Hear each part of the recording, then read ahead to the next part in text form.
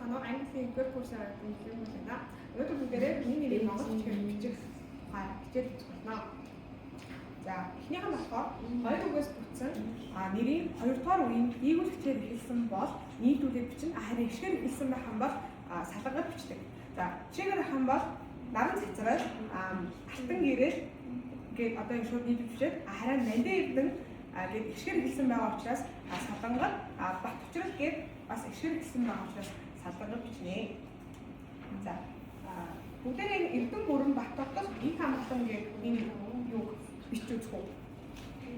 За, биччихээ. Тэгэхээр 3 минутын 3 минут 40 секунд хэлэх. Эрдэн бүрэн бат тогтох энэ хамтлан.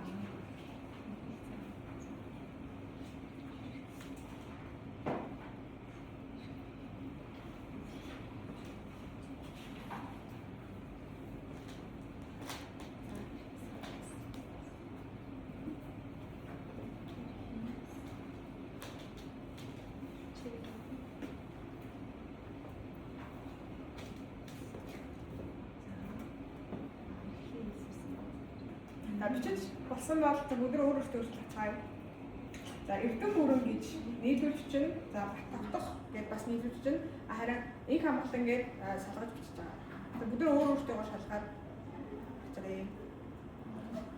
За, дараагийнх нь болохоор хоёр үгээс бүтсэн нэрийн хоёрдугаар үгийн үед өө их шиг орвол одоо өө гişгийн шилбэг огт гээдгүй бичдэг. Жишээлх юм бол ям сүрэн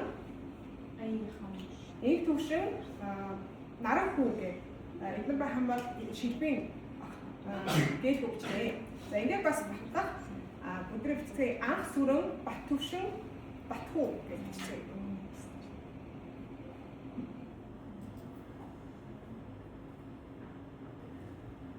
За, бичсэн бол өдөр өөрөөр шалгацгаая.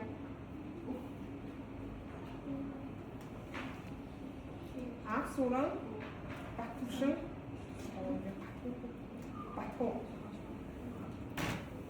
дараагийн болохоор төв санскрит нэрийн бичгээр тухайн хэлээр яаж бичдгийг баримтлахаас зүү монгол хэлний ишиг зохицох ёслолыг харгалзан бичдэг. За, хамгийн баасан гүнжин дэндв болгор гэсэн юм байгаа. Ишиг зохицох бичдэг. За, бүгдээрээ цэрэн шарав хүрүү гэдэг нэрээр бичиж үзье. За, өдрөө шалгацгаая. За, цэрэн гэхээр тэ шарав хүрүү.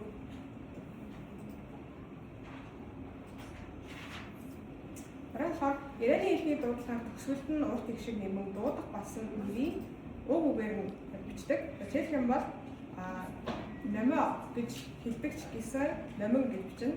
Бата гэж аажсан бат, хорлоо гэж аажсан хорл гэж бичнэ. За, одоо бүгдээ энэ гэрлээ альмаар гэж бичээ. За, гэрлээ альмаар гэдэг үгээс шууд гэрэл алим гэж шууд бичиж байгаа. За, ингээд баярлалаа.